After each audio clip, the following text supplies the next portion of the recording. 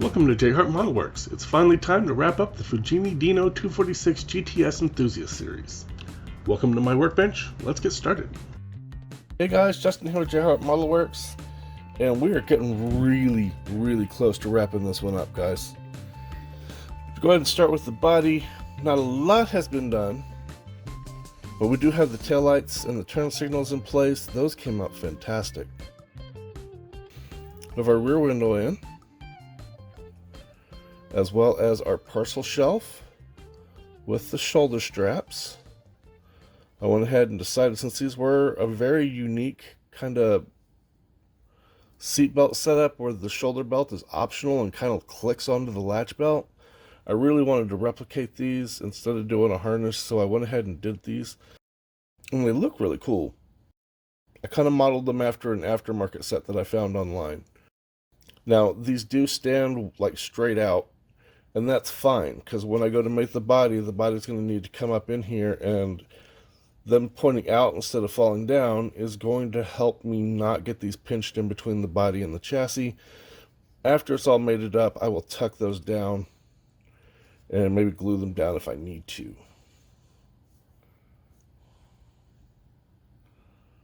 We do have the side indicators put in, and that's about it for the body.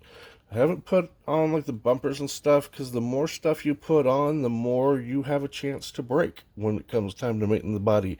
And this is going to be a difficult chassis body combo. I already know it is. I thought about, when I first started this kit, taking 1mm off of each side, and I really probably should have. That would have made mating this up a lot easier. So what's going to happen is the front is going to have to go in here. They're going to have to pry these open to get the sides in. Then to get this in, because this is wider than the opening to move it through.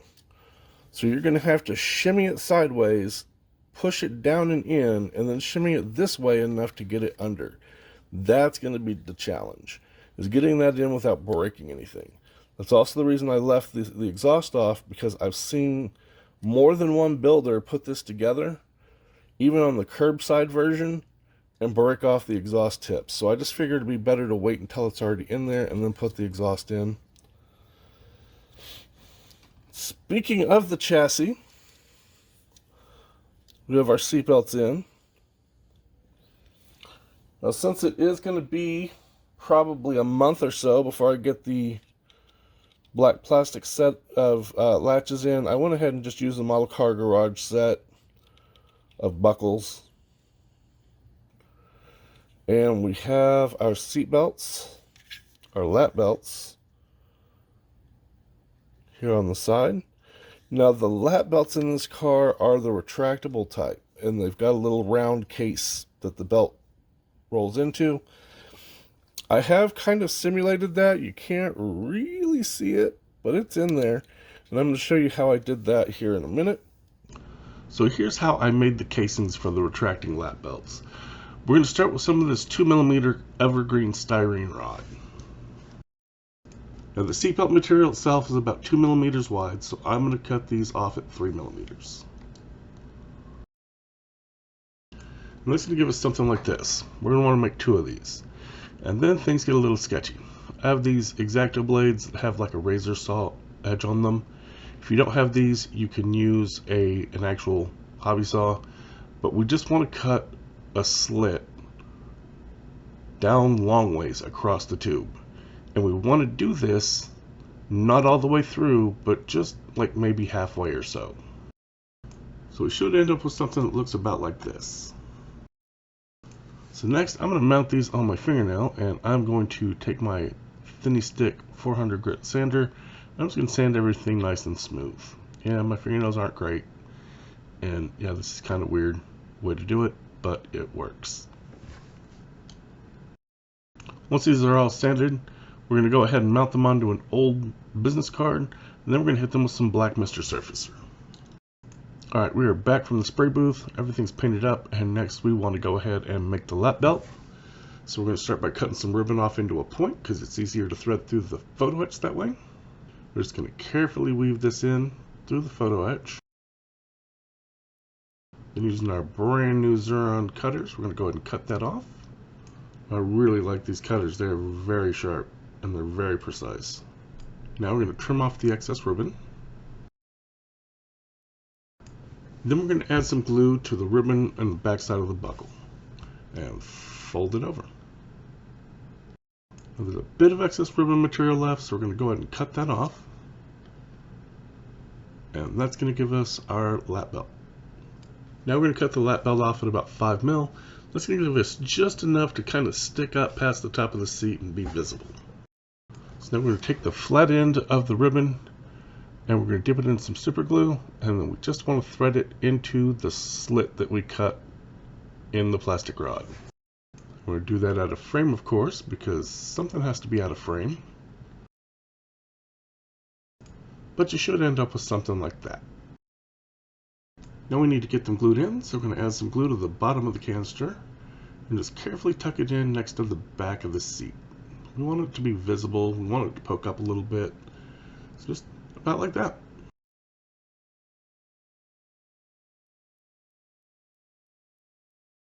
We have our wheels done, which these came out pretty good.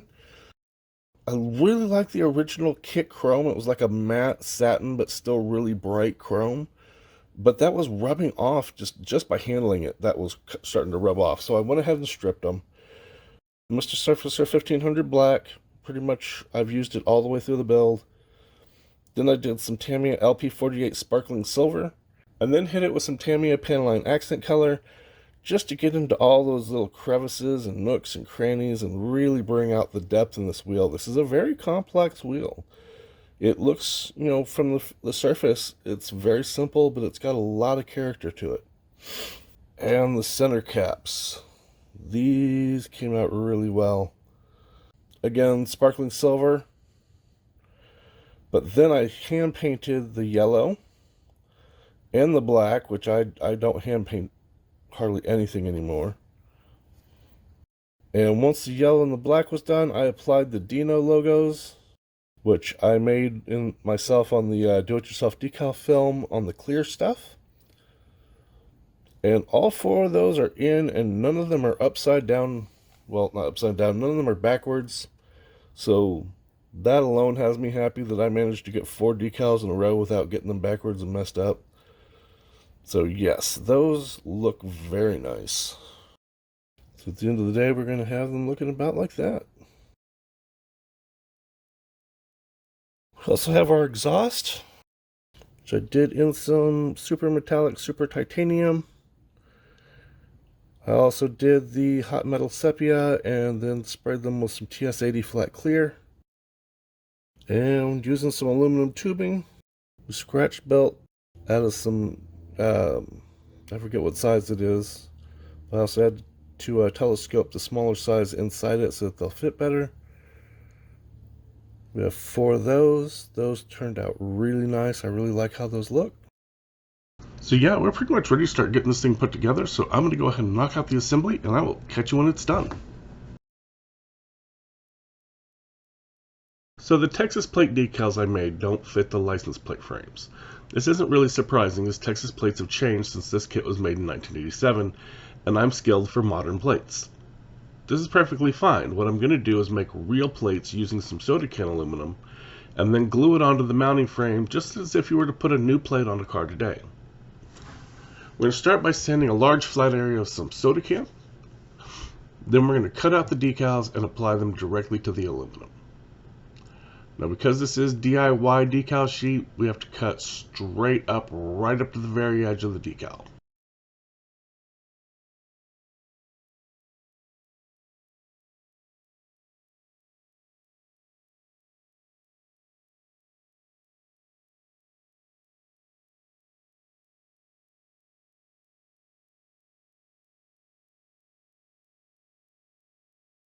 I like to use hot water as it helps loosen the decal faster.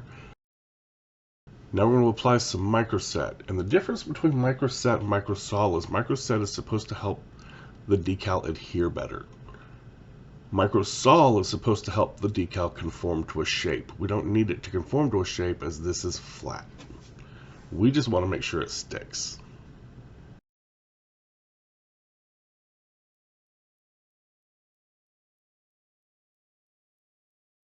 Once the decals have properly dried, we're going to cut wide around the decal with the hobby knife. We'll then go back in with some scissors and cut right up on the edge of the plate decal. And since Texas plates have rounded corners, we'll go ahead and notch those while we're at it.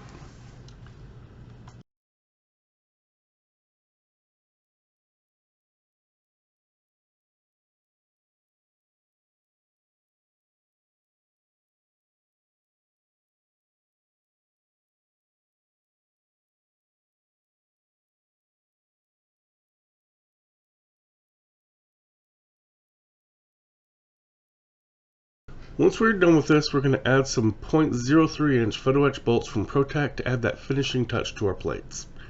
Charlie from ProTech told me the easiest way to get these off is to fold the backing under so that the edges start to lift up off that black backing, then scrape a few off with your fingernail. This really works. It's much easier than trying to scrape them off with a hobby knife. Now to glue these on, we're going to use some CA glue, and I'm going to use a toothpick. I'm just going to put a drop of CA glue down where I want the bolt to go. Then I'm going to moisten the other end of the toothpick, make sure it's the other end of the toothpick, and the moisture on the toothpick is just enough to pick up the bolt, but as soon as you touch the bolt to that CA glue, the CA glue will grab it and the toothpick will let go. This is the easiest way I've found to place these tiny photo etch bolts. And now we have some realistic license plates to put on the car. They even have that aluminum backing on the back of them.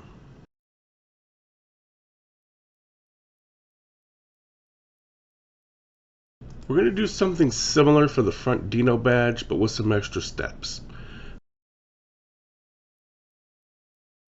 After we sand off all the paint, we're going to wet sand with 6,000, 8,000, and 12,000 grit micro mesh. We're then going to polish it all using 3 Tamiya compounds, starting with the coarse compound and a coarse orange pad on the Dremel. You don't have to have a Dremel for this. For me, it's much faster than doing it by hand, and because this is aluminum, there is no risk of damaging anything. Before changing grits, we want to make sure we wipe off any existing compound before we move to the next compound. We're then going to move to the fine compound with the yellow medium pad. To keep the video short, all of this scratch building is being sped up 1.5 to 2 times. Take your time, don't rush. And for the last stage of polishing, we're going to use the finish compound with the fine black pad. This is not going to be perfect. This isn't the one I actually used on the model. The footage for making the original was damaged, so I'm just quickly going through making another one so I can capture some good footage. This is a just sanded spot, and this is our polished area. There's a huge difference. From here, we're going to apply our front badge decal, just like we did with the license plates, straight onto our polished aluminum.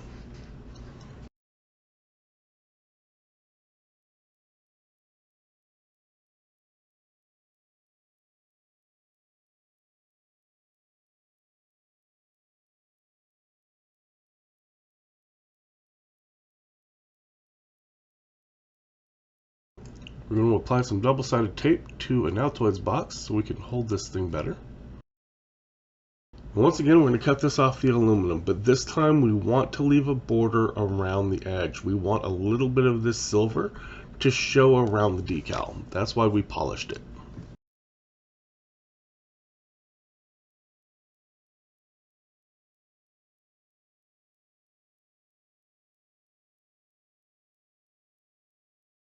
Again, it could be cleaner. This is just a demonstration of how we're doing it.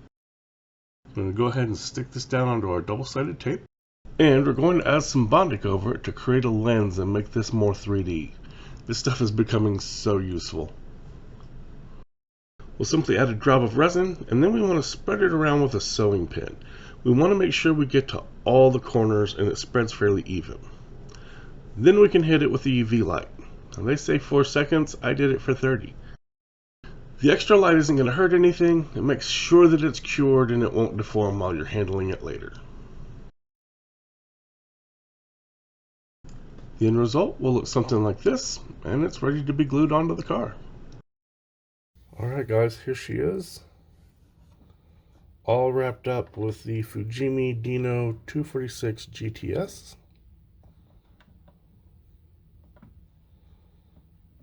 We used Mr. Crystal Color, Amethyst Purple over Mr. Surfacer 1500 Black. And I am very happy with the results. Very happy indeed.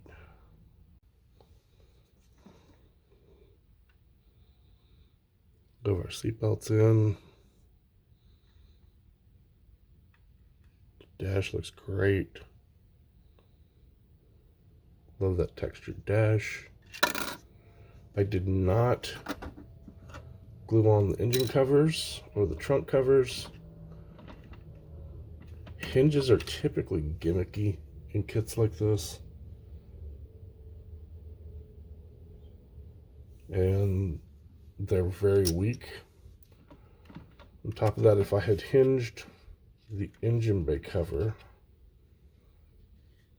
which is this one, I would get about that much opening on it, which you can't see anything for the engine. So I opted to just leave them off. They're going to end up getting broken off anyhow. Our engine in there, our wired up Dino 6-cylinder. That's our overflow to the coolant tank. Nicely done, in my opinion. We use the embossing powder for the trunk, and it's a bit thin, so I'm not super happy with this embossing powder. Maybe it's just what I used because I used the semi-gloss clear for the adhesive. Next time I try it, I'll try using Elmer's white glue instead, see if that holds down a little bit better. Our antenna, which we just used a 0.8mm top studio rivet, a 1mm washer, and a 1.2 or 1.3mm washer to give it that stepped up look. I should have done that bottom washer in Mr. Surfacer Black, which would have given it that rubber seal look. We also use the top studio rivets for our door locks, as well as for our washer fluid distributors. We have our front trunk with our spare tire, radiator. That all looks nice. The wheels came out fantastic. I love the depth to them. Putting that wash in there really helped that out.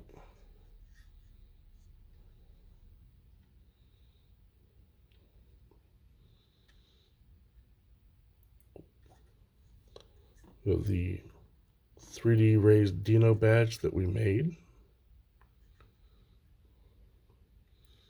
And of course, we have to have our date stamped registration sticker.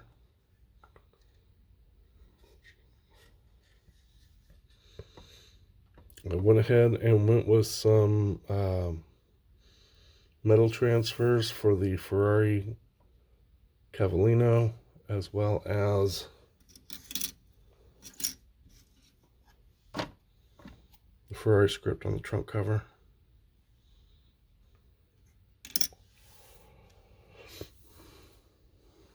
And we have our custom plates. Some ProTech Studios 0.03-inch bolts. Those bolts really help sell license plates.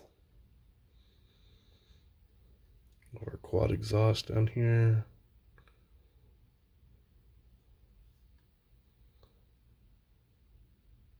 We have our license plate lights that we added in. We hollowed out the end caps and added in those using some fiber optic wire.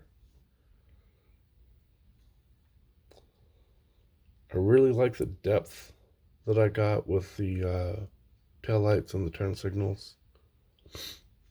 Got some good color on there. Real good look at the underside of the engine. Now there's a non-enthusiast kit where all you get is it's flat under here. It's just a flat sheet. And you get the like this part of the exhaust. But all this is just a sheet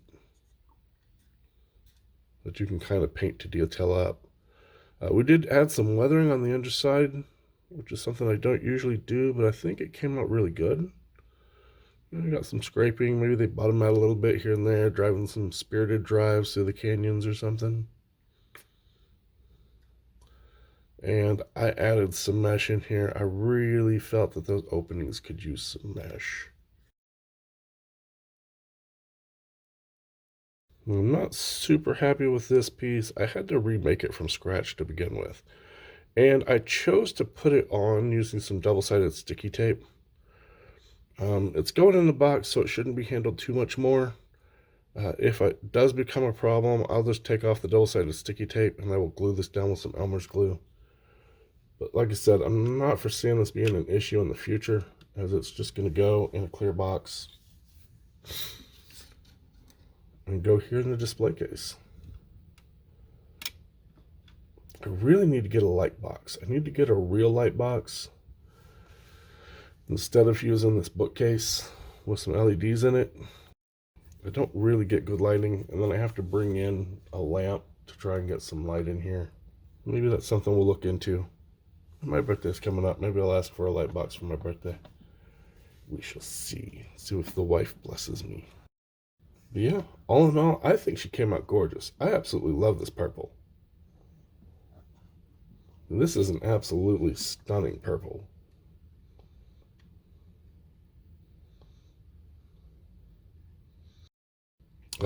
We picked up some photo etch on eBay for the Pininfarina decals as well as for the Dino GT.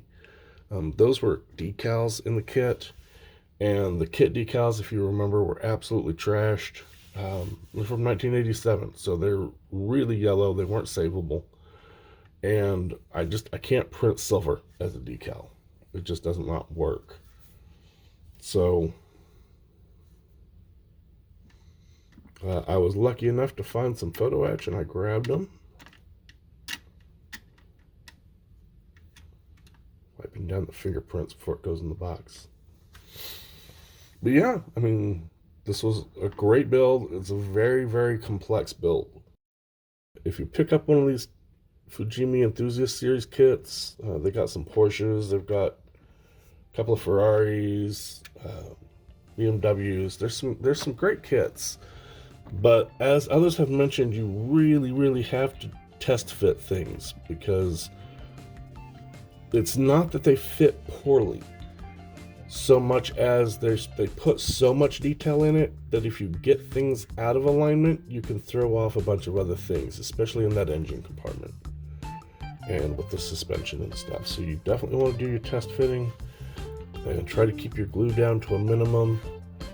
But all in all, it's a great kit. Thanks for hanging out with me. The next build is going to be a full build series, and as soon as I get done with this and get it put up in its box, we're going to get started on an unboxing video for Charlie Mack. I believe it's Charlie Mack and Al Woods that are hosting the 80th anniversary Pearl Harbor group build. So again, thanks for hanging out with me, guys, and I will catch you on the next one. If you enjoyed the video, please hit the like button. Also, feel free to leave comments, feedback, critique, or anything else in the comment section below. I enjoy interacting with all my viewers in the comment section and try to reply to all the comments I receive. If you want to catch future videos, please consider subscribing to my channel and make sure you click the bell notification icon so you can be notified when I upload new videos. As always, thank you for watching, keep modeling, and have a great day.